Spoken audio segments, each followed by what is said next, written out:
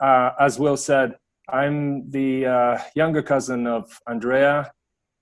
He's the one who started the wine project, both wineries, Tenuta di Trinora in Tuscany and Passo Pisciaro in Sicily. 30 years ago now. Tenuta Trinora was started in 1990.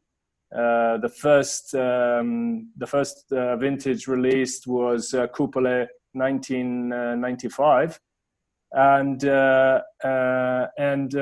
Passo Pisciaro was started in 2000 on Etna in Sicily, and the first vintage was in 2001.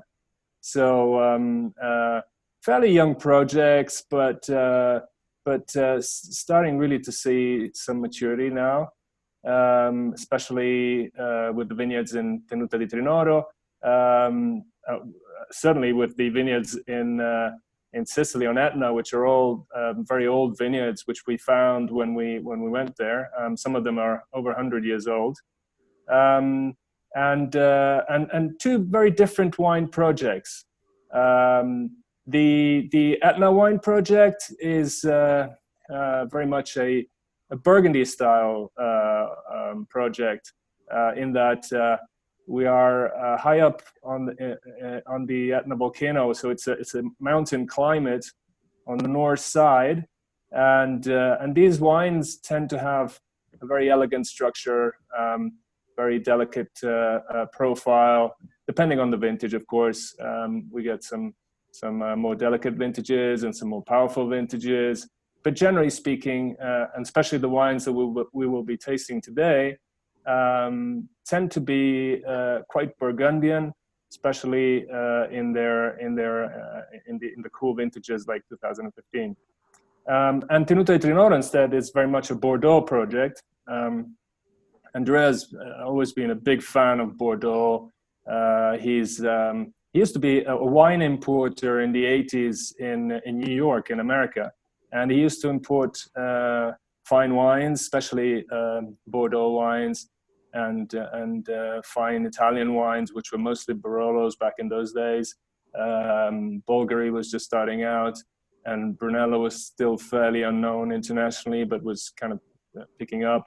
But Andrea's always been a big fan of Bordeaux, and especially of Cabernet Franc.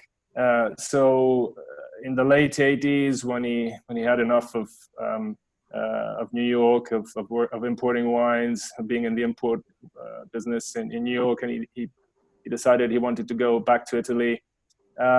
He had this estate in Tuscany, which is Tenuta di Trinoro, and he figured that it had potential to make great wines, and the wines that he had in mind were very much Bordeaux wines.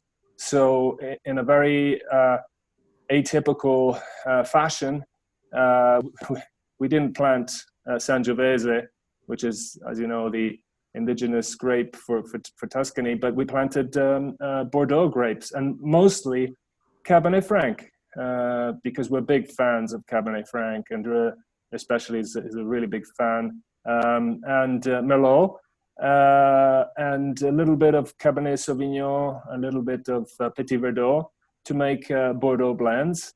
And so the Tuscan project is very much all about Bordeaux style wines, but obviously Tuscan Bordeaux style wines.